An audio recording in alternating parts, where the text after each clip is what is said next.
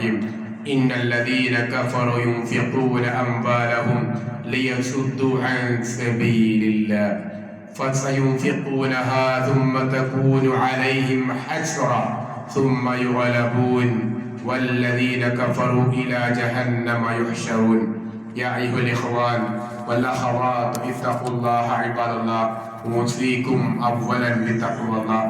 ഏറെ സ്നേഹം നിറഞ്ഞ സഹോദരന്മാരെ സഹോദരിമാരെ, അള്ളാഹുവിന്റെ നിയമങ്ങൾ പാലിച്ച് ഖബറിലേക്ക് മടങ്ങേണ്ടവരാണ് നമ്മൾ എല്ലാവരും എന്ന ബോധത്തോടു കൂടി നമ്മുടെ അമലുകളെ പരിപൂർണമായും നിയന്ത്രിക്കണേ എന്ന് ആമുഖമായി ഓർപ്പിക്കുകയാണ്.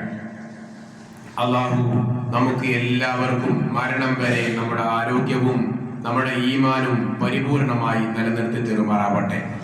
സൂറത്തു ആലി ഇമ്രാനിലെ 36-ാമത്തെ ആയത്താണ് നിങ്ങളെ ഓതി കേൾപ്പിച്ചത്. അള്ളാഹുവിന്റെ അനുഗ്രഹത്താൽ ഇന്നും നമുക്ക് ഇവിടെ ജീവിക്കുവാൻ സാധിക്കുന്നു. ശവ്വാൽ മാസമാണ്. ശവ്വാൽ മാസത്തിന്റെ പ്രത്യേകത, ഒരുപാട് പ്രത്യേകതകൾ എല്ലാ മാസങ്ങളിലും ഓരോ സംഭവങ്ങൾ നടന്നിട്ടുണ്ട് ഇസ്ലാമികമായി. ശവ്വാൽ മാസത്തിലാണ് വഹദ് യുദ്ധം നടന്നത്. ബദർ നടന്നത് റമദാനിലാണ്. ഹിജറ 2-ാം വർഷമാണ്. എന്നാൽ ഹിജറ 3-ാം വർഷം ശവ്വാലിലാണ് വഹദ് യുദ്ധം നടന്നിട്ടുള്ളത്. ഏറെക്കുറെ ശവ്വാൽ 15-നാണ് എന്ന് ചരിത്രങ്ങൾ പറയപ്പെടുന്നു. ഒന്ന് അടുത്തിരിക്കാൻ പറ്റുന്നവരുണ്ടെങ്കിൽ ഒന്ന് അടുത്തിരുന്നാൽ നന്നായിരുന്നു. ഏതായാലും എന്താണ് ബദർ, എന്താണ് വഹദ്, ചരിത്രങ്ങൾ നമുക്ക് കേട്ട് അറിയാം. പക്ഷെ അതിനുള്ള ഗുണപാഠമാണ് പലപ്പോഴും നാം ഓർമ്മിപ്പിക്കാറുള്ളത്. മക്കയിൽ നബി സല്ലല്ലാഹു അലൈഹി വസല്ലമയുടെ ദൗത്യം തുടങ്ങിയപ്പോൾ അവരെല്ലാവരും നബി സല്ലല്ലാഹു അലൈഹി വസല്ലമയെ എങ്ങനെയെങ്കിലും ആട്ടിയോടിക്കണം എന്ന് ആഗ്രഹിച്ചു. അങ്ങനെ ഇസ്ലാമിനെ ഉന്മൂല നാശം വരുത്താൻ വേണ്ടിയായിരുന്നു നബി സല്ലല്ലാഹു അലൈഹി വസല്ലമയെ നാട് കടത്തിയത്. സത്യത്തിൽ റസൂലുള്ളാഹിയോട് വ്യക്തിപരമായി അവർക്കാർക്കും എതിർപ്പുണ്ടായിരുന്നില്ല. ഇത് പറയുമ്പോൾ ഞാനും നിങ്ങളും നമ്മുടെ വ്യക്തി ജീവിതത്തിലേക്ക് ഒരു ഓട്ടം നടത്താൻ നല്ലതാണ്. വ്യക്തിപരമായി നബി സല്ലല്ലാഹു അലൈഹി വസല്ലമയോട് ആർക്കും എതിർപ്പുണ്ടായിരുന്നില്ല എന്ന് പറയുമ്പോൾ നമ്മളോട്, നമ്മുടെ വീട്ടുകാർക്ക്, നമ്മുടെ കുടുംബക്കാർക്ക്, നമ്മുടെ അയൽക്കാർക്ക് എങ്ങനെയാണ് വ്യക്തിപരമായി എന്ന ഒരു ചിന്ത നല്ലതാണ്. എന്നാൽ ആദർശപരം മാത്രമായിരുന്നു നബി സല്ലല്ലാഹു അലൈഹി വസല്ലമയോട് അവർക്കുണ്ടായിരുന്ന എതിർപ്പ്. നമ്മളോട് ആദർശപരമായി എങ്ങനെയാണ്? ആദർശപരമായി ഒന്നിച്ച് പള്ളിയിൽ നിൽക്കുന്നവർ പോലും, ഒരേ സൊഫിലുള്ളവർ പോലും നാം വ്യക്തിപരമായി മാനസികമായി എങ്ങനെയാണ് ഒരു ചിന്ത നടത്തേണ്ടത് ആവശ്യമാണ്. വ്യക്തിപരമായി അല്ല അവർക്കുണ്ടായിരുന്ന എതിർപ്പ്, ആദർശപരം ആയിരുന്നു. അതുകൊണ്ട് തന്നെ അവരുടെ ലക്ഷ്യം നബി സല്ലല്ലാഹു അലൈഹി വസല്ലമയെ ഓട്ടിക്കുക എന്നതല്ല, നബി സല്ലല്ലാഹു അലൈഹി വസല്ലമയുടെ ആദർശത്തെ ഓട്ടിക്കുക, ഉന്മൂലനം ചെയ്യുക എന്നുള്ളതായിരുന്നു. അതുകൊണ്ടാണ് അബൂബക്കർ റളിയല്ലാഹു അൻഹു നാടുവിടാൻ നേരത്ത് മുശ്രിക്കുകൾ പറഞ്ഞത്, അബൂബക്കറെ, നിങ്ങളെ പോലെയുള്ള നല്ല ആളുകൾ പോകാൻ പാടില്ല എന്ന്. കാരണം അബൂബക്കർ എന്നുള്ള വ്യക്തി അവർക്ക് ഇഷ്ടമാണ്, അബൂബക്കർ എന്നുള്ള അദ്ദേഹത്തിന്റെ ആദർശമാണ് അവർക്കുള്ള പ്രശ്നം. നബി സല്ലല്ലാഹു അലൈഹി വസല്ലമയുടെ അടുക്കലായിരുന്നു അവർ അവരുടെ ബാങ്കായി, ലോക്കറായി കണ്ടിരുന്നത്. അവരുടെ സമ്പത്തുകൾ, സ്വത്തുകൾ സൂക്ഷിക്കാൻ ഏൽപ്പിച്ചത് പലപ്പോഴും പലരും നബി സല്ലല്ലാഹു അലൈഹി വസല്ലമയെ ആയിരുന്നു. കാരണം നബി സല്ലല്ലാഹു അലൈഹി വസല്ലം എന്നുള്ള മുഹമ്മദ് എന്നുള്ള വ്യക്തിയോടല്ല അവർക്കുള്ള വിശ്വാസക്കുറവ്, ആ വ്യക്തിയുടെ ആദർശത്തോടാണ്. ഇതൊക്കെ നാം ഒന്ന് നമ്മുടെ ജീവിതത്തിലേക്ക്, ഞാനും നിങ്ങളും നമ്മുടെ ജീവിതത്തിലേക്ക് ഒന്ന് വായിക്കേണ്ട, ഉൾക്കൊള്ളേണ്ട, ചിന്തിക്കേണ്ട ഒരു ചെറിയ ഭാഗം മാത്രമാണ് ഞാനിപ്പോൾ സൂചിപ്പിച്ചത്. നമ്മുടെ വിഷയം ഒന്ന് അത് തന്നെയാണ്. നമ്മുടെ വ്യക്തി വിഷയമാണോ മറ്റുള്ളവർക്കുള്ള എതിർപ്പ്, നമ്മുടെ ആദർശമാണോ? നമ്മുടെ ആദർശത്തിൽ ഒന്നിക്കുന്നവർ പോലും വ്യക്തിപരമായി നമ്മോട് ഒന്നിക്കാൻ തയ്യാറുണ്ടോ? എന്തുകൊണ്ട്? ആ ഒരു ചോദ്യം നാം നമ്മോട് ചോദിക്കേണ്ടതാണ്. അങ്ങനെ നബി സല്ലല്ലാഹു അലൈഹി വസല്ലമയെ മക്കയിൽ നിന്നും അവർ അട്ടിയോടിച്ചു. മദീനയിലെത്തിയപ്പോ ഇസ്ലാമിന്റെ ആളുകൾ, മുസ്ലിങ്ങൾ സന്തുഷ്ടരാണെങ്കിലും രക്തദാഹികളായ മക്ക മുശ്രിക്കുകൾ അവിടെ നിർത്തിയില്ല അവരുടെ പ്രവർത്തനം. കാരണം അവർക്ക് ആവശ്യം ഇസ്ലാമിനെ നശിപ്പിക്കുക എന്നുള്ളതാണ്. പക്ഷെ മദീനയിൽ എത്തിയതോടുകൂടി മദീനയിൽ ഒരു ഇസ്ലാമിക നേതൃത്വം വന്നു. മദീനയിൽ മുസ്ലിങ്ങൾ എത്തിയതോടുകൂടി മദീനയിൽ ഇസ്ലാമികമായ സംസ്കാരം വന്നു. മദീനയിൽ ഇസ്ലാമികമായ നാഗരികത വന്നു, മൊത്തത്തിൽ ഇസ്ലാമികമായ ചുറ്റുപാട് വന്നു എന്ന് ചുരുക്കം. അത് സഹിക്കാൻ പറ്റുമോ? ഇല്ല. കാരണം അങ്ങോട്ടേക്ക് ഓടിച്ചത് മദീനയിലേക്ക് പോകുന്നതോടുകൂടി ഇസ്ലാം എന്നുള്ള സംഗതി ഈ അറേബ്യയിൽ നിന്ന് തന്നെ തുടച്ചു നീക്കാൻ പറ്റും എന്നായിരുന്നു അവർ ആഗ്രഹിച്ചത്. പക്ഷേ വിതച്ചതിനേക്കാൾ കൊയ്തെടുത്തു എന്ന് പറഞ്ഞതുപോലെ പോയപ്പോ ഇവിടെയുള്ളതിനേക്കാൾ അധികമാണ് വളർച്ച ഉണ്ടായത്. അതിൽ അവർക്ക് ആകെ വല്ലാത്ത വിഷമമായി, ദേഷ്യമായി, അസൂയയുണ്ടായി. അങ്ങനെ വീണ്ടും ഈ രക്തദാഹികൾ, അതായത് ഈ അസൂയാലുക്കൾ, നബി സല്ലല്ലാഹു അലൈഹി വസല്ലമയുടെ ബദ്ധവൈരികളായ ഈ മക്കയിലുണ്ടായിരുന്ന മുശ്രിക്കുകൾ എന്നാലും വിടാൻ പറ്റൂല എന്ന രൂപത്തിൽ മദീനയിലേക്കും വന്ന് പിന്നാലെ കൂടാൻ തുടങ്ങിയപ്പോഴാണ് ബദർ യുദ്ധം ഉണ്ടായത്. ആ ചരിത്രം നമുക്കറിയാം. ചില ഭാഗങ്ങൾ റമദാനിൽ പറഞ്ഞതുമാണ്, പലപ്പോഴും കേൾക്കുന്നതുമാണ്. ശേഷം ബദർ യുദ്ധം കഴിഞ്ഞു. അതിൽ പ്രതീക്ഷക്ക് അപ്പുറമായിരുന്നു ഇസ്ലാമിനുണ്ടായ വിജയം. കുറെ കാരണങ്ങൾ നമുക്ക് നികത്താനുണ്ട്.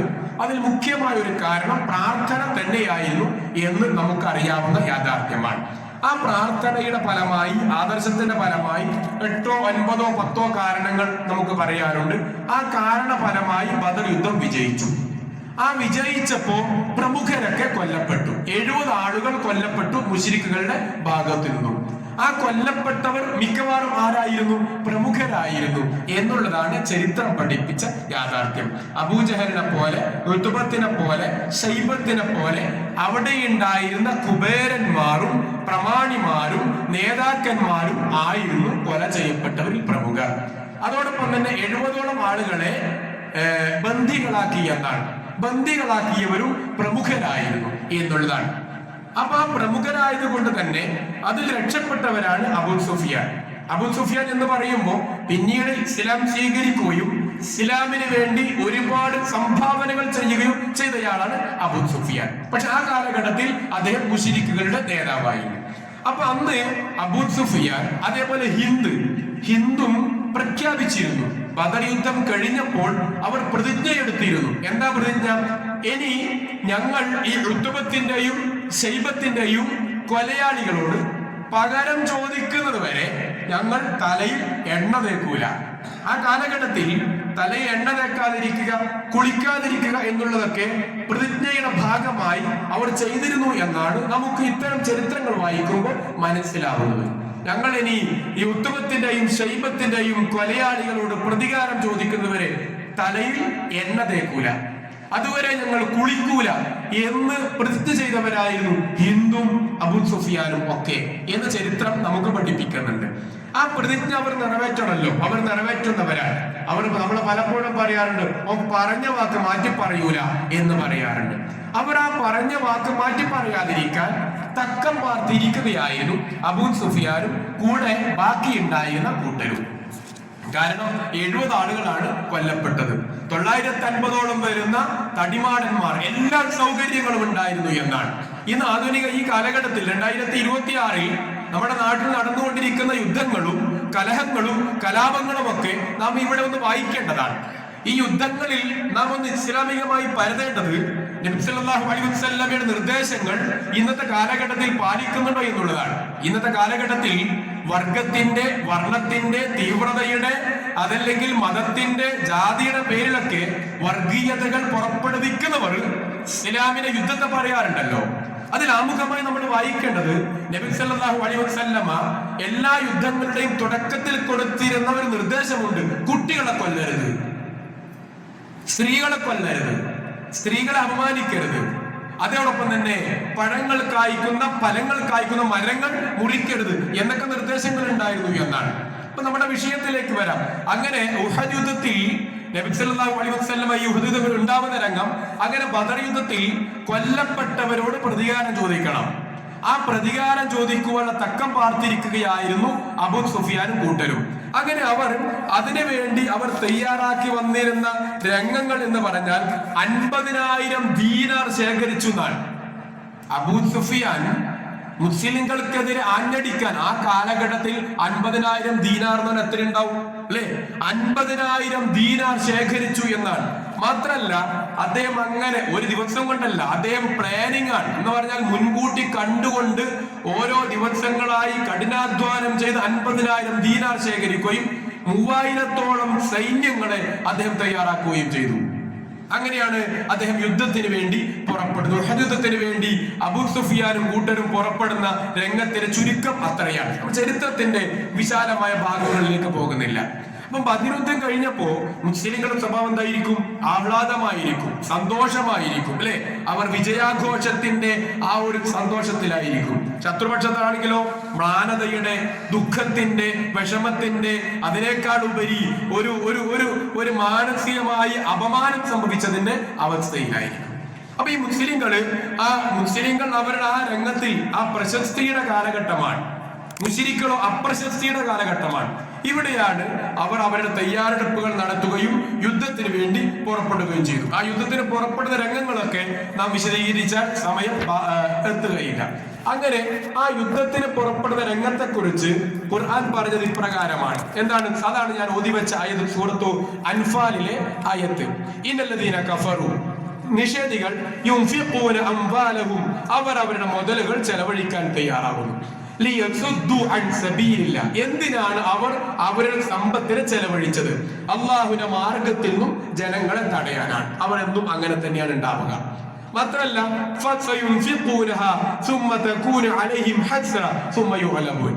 അപ്പോ അവൻ അങ്ങനെ ധനം ചെലവഴിക്കുന്നു. എന്തിന്? അള്ളാഹുവിന്റെ മാർഗത്തും ആളുകളെ തടയാൻ വേണ്ടിയിട്ടാണ്. പക്ഷെ അവർ അവസാനം എവിടത്തേക്ക് എത്തുക? നരകത്തിലേക്കാണ് എത്തുക എന്ന് പറയണം. ഇത് പറയുമ്പോൾ നമ്മൾ ഓർക്കേണ്ടത് ഇന്നും ഈ രൂപത്തിലുള്ള അവസ്ഥകൾ നമ്മുടെ നാട്ടിലുണ്ട് എന്നുള്ളതാണ്. ഇന്ന് ബജറ്റ് അവതരണത്തിനേക്കാൾ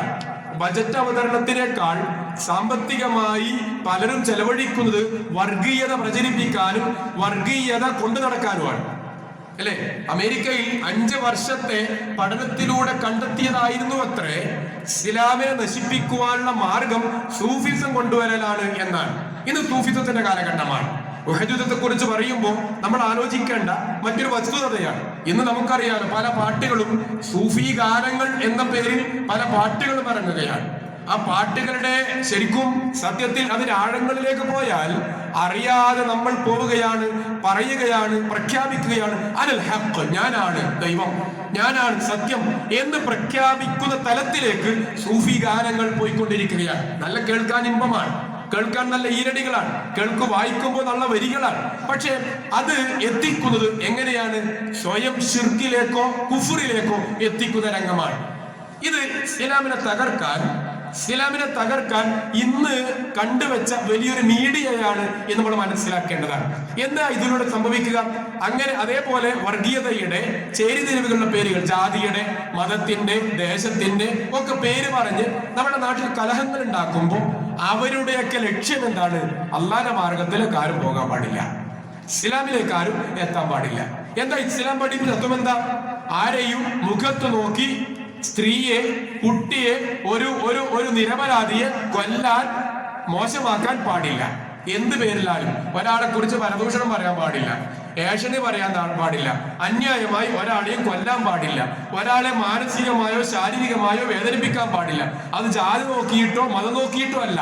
അന്യൻ, അയൽക്കാരൻ വിശന്നിരിക്കുമ്പോൾ അവൻ ഏത് മതക്കാരനാണെങ്കിലും അവൻ വിശന്നിരിക്കെ വയർ നിറച്ച് ഭക്ഷണം കഴിക്കാൻ പാടില്ല എന്നൊക്കെ പഠിപ്പിക്കപ്പെട്ട ഇസ്ലാമിന്റെ അനുയായികളിൽ പോലും തെറ്റായ ചിന്താഗതികൾ ഉടലെടുക്കുന്ന രൂപത്തിൽ ഇന്ന് പ്രവർത്തിച്ചു കൊണ്ടിരിക്കുന്നു. അപ്പൊ അവിടെ ഉഹദ് യുദ്ധക്കളത്തിൽ അവിടെ ഇസ്ലാമിനെ കുറിച്ച് ഖുർആൻ പഠിപ്പിക്കുകയാണ്. ഇസ്ലാമിനെ കുറിച്ച് മോശമായ ചിന്താഗതികൾ ഉണ്ടാക്കി. അങ്ങനെയാണ് മദീനയിൽ കുറച്ച് ആളുകൾ ഉണ്ടായിരുന്നു. എല്ലാവരും മുസ്ലിമായി, ഇസ്ലാമിക നാഗരികതയായി. പക്ഷെ അവിടെ കുറച്ച് ആൾക്കാർ ഇസ്ലാം സ്വീകരിച്ചിട്ടില്ല, കുറച്ച് യഹൂദികൾ ഇസ്ലാം സ്വീകരിച്ചിരുന്നില്ല.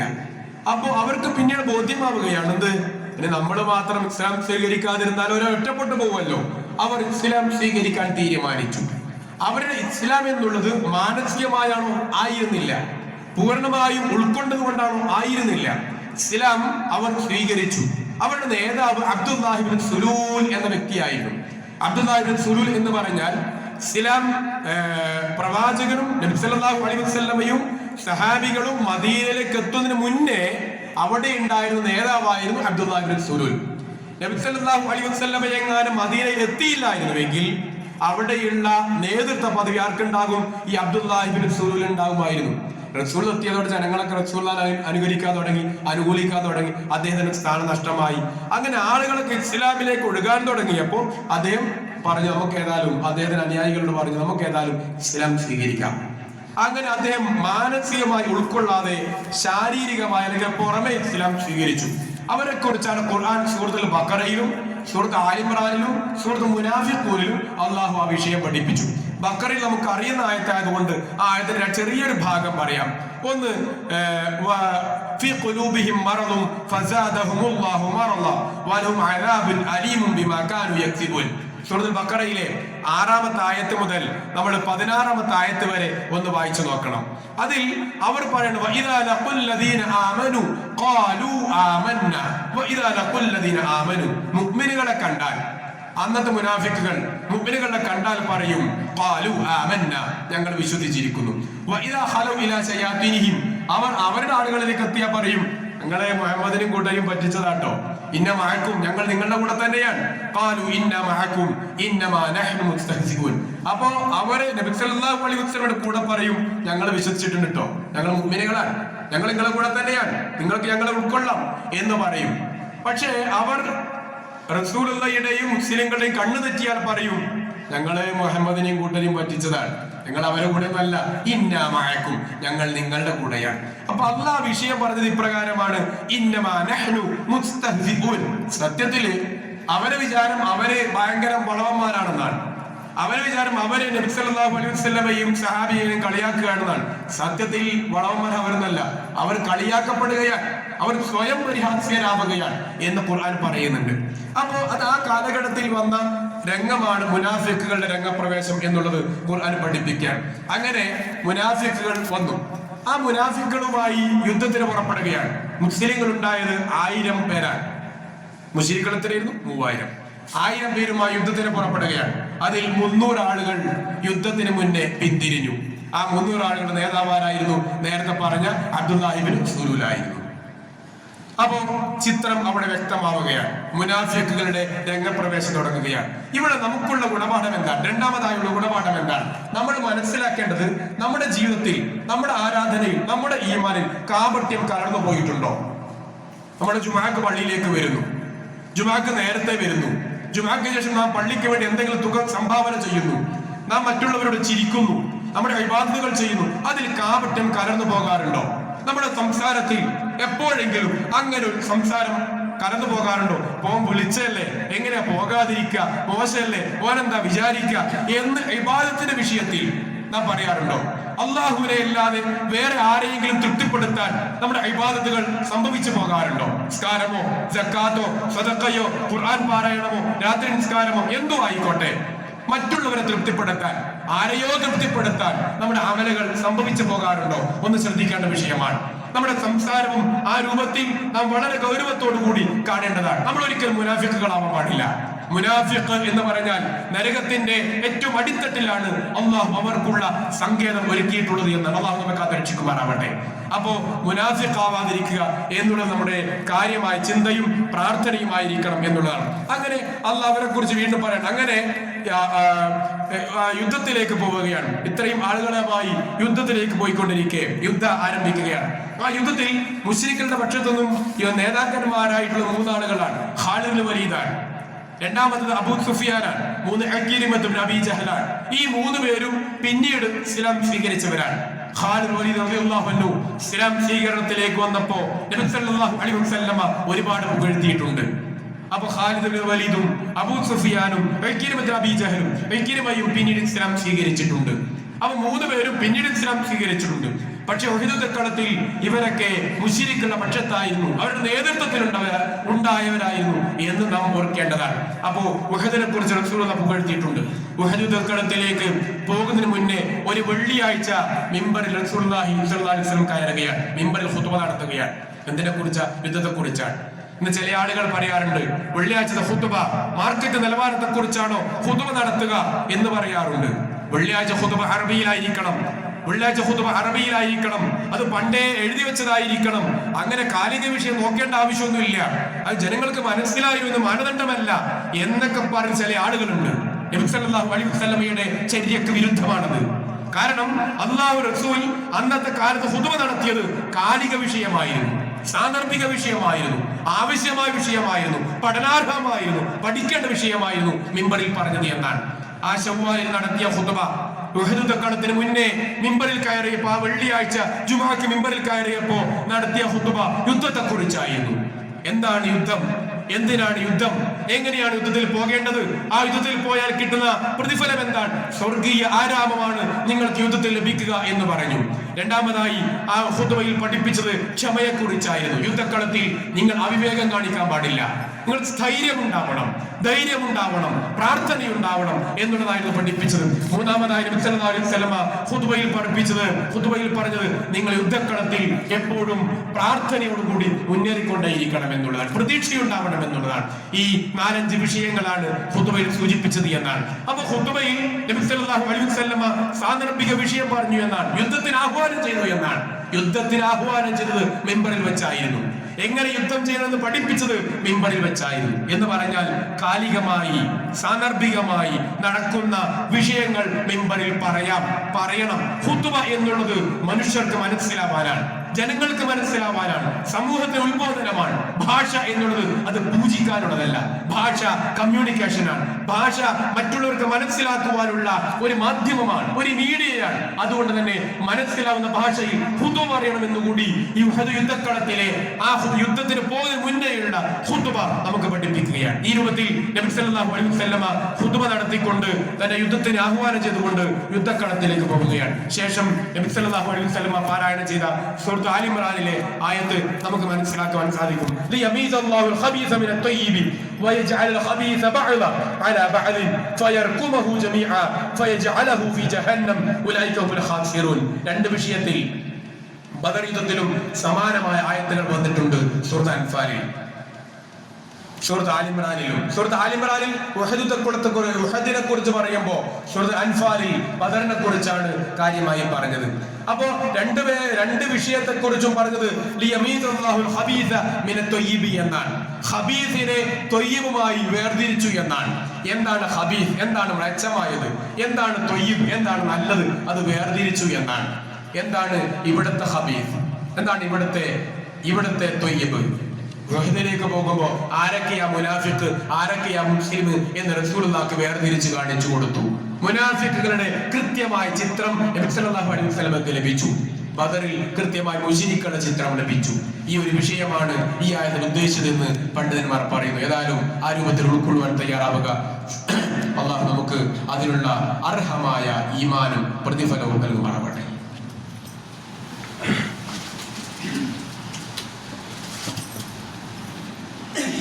إن الحمد لله وصلى الله على خاتم الأنبياء والمرسلين وعلى آله وأصحابه أجمعين وعلى من تبع الهدى إلى يوم الدين ما بعد. يا أيها الإخوان والأخوات اتقوا الله عباد الله وأوصيكم ثانيا بتقوى الله. ഏറെ സ്നേഹം നിറഞ്ഞ സഹോദരന്മാരെ, സഹോദരിമാരെ, അള്ളാഹുവിന്റെ നിയമങ്ങൾ പാലിച്ച് ഖബറിലേക്ക് മടങ്ങേണ്ടവരാണ് നമ്മളെല്ലാവരും എന്ന ബോധത്തോടു കൂടി അമലുകളെ ക്രമീകരിക്കണേ എന്ന് ഒന്നുകൂടി ഓരോരുത്തരെയും ഓർമ്മിക്കുകയാണ്. അള്ളാഹു നമുക്ക് എല്ലാവർക്കും പരിപൂർണമായ ഈമാനും ആരോഗ്യവും പ്രദാനം ചെയ്യുമാറാവട്ടെ. സഹോദരന്മാരെ, സഹോദരിമാരെ, 2-3 വിഷയങ്ങൾ ഈ ആഴ്ച നമുക്ക് ചർച്ച ചെയ്യാനുള്ളതാണ്. മുന്നേ പറഞ്ഞതായതുകൊണ്ടാണ് ആ വിഷയം ആവർത്തിക്കാത്തത്. ഒന്നാമതായി തെരഞ്ഞെടുപ്പാണ്. ഇലക്ഷൻ അല്പമാസം മുന്നേയായും നമ്മുടെ ഖുതുബയിൽ 2 ആഴ്ചയായി വിശദീകരിച്ചത്. ഇലക്ഷൻ വരുമ്പോൾ ആമുഖമായി മനസ്സിലാക്കാനുള്ളത് നമ്മൾ ആരെക്കുറിച്ചും കളവ് പറയാൻ പോകണ്ട.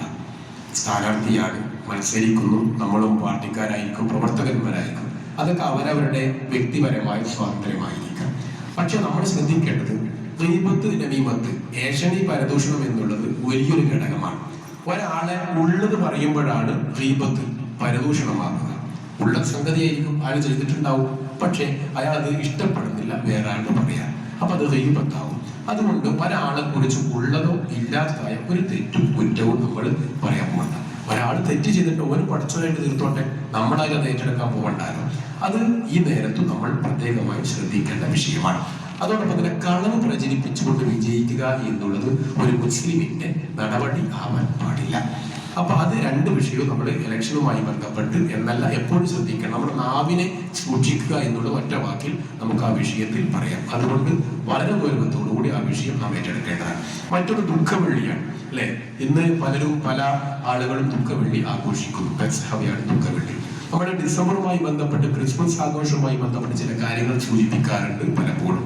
അപ്പോ എന്താണ് ദുഃഖവെള്ളി? ഈസാ നബി അലൈഹിസ്സലാമിനെ കുരിശിലേറ്റി എന്നാണ് ചിലരുടെ വിശ്വാസം. എന്തായാലും ഇസ്ലാം അതിന് അടിസ്ഥാനമില്ല എന്ന് പഠിപ്പിച്ചു. എന്നാണ്. അപ്പോ ഈസാ നബി അലൈഹിസ്സലാമിനെ അവർ കൊന്നിട്ടുമില്ല, ക്രൂശിച്ചിട്ടുമില്ല. മറിച്ച് ഈസാ നബി അലൈഹിസ്സലാമിന് പകരം ഒരാളെ അള്ളാഹു കാണിച്ചു കൊടുത്തു എന്നാണ്. ഈസാ നബി അലൈഹിസ്സലാം എന്താണ് ഇപ്പോഴത്തെ കരണ്ട് അവസ്ഥ? എന്താണ്? അദ്ദേഹം ആകാശത്തേക്ക് ഉയർത്തപ്പെട്ടിട്ടാണ് ഉള്ളത്. മരിച്ചിട്ടുണ്ടോ? ഇല്ല. മരിക്കുമോ? മരിക്കും. ജീവിച്ച എല്ലാ മനുഷ്യരും, ജനിച്ച എല്ലാ മനുഷ്യരും മരണപ്പെടും. അത് ഇസ്ലാമിന്റെ നിയമമാണ്, പ്രകൃതി നിയമമാണ് എന്നാണ് പറയപ്പെടാറുള്ളത്. പക്ഷെ നിലവിൽ ഈസാ നബി അലൈഹിസ്സലാം മരിച്ചിട്ടില്ല, അള്ളാഹു ഉയർത്തിയിട്ടാണ് ഉള്ളത്. അവിടെ അള്ളാഹു എപ്പോഴാണോ അള്ളാഹുവിന് തീരുമാനം വരിക അന്ന് ഈസാ നബി അലൈഹിസ്സലാം ഇറങ്ങി വരും. ഈസാ നബി അലൈഹിസ്സലാം മരണപ്പെടും. ഇപ്പോഴും മരിച്ചിട്ടില്ല.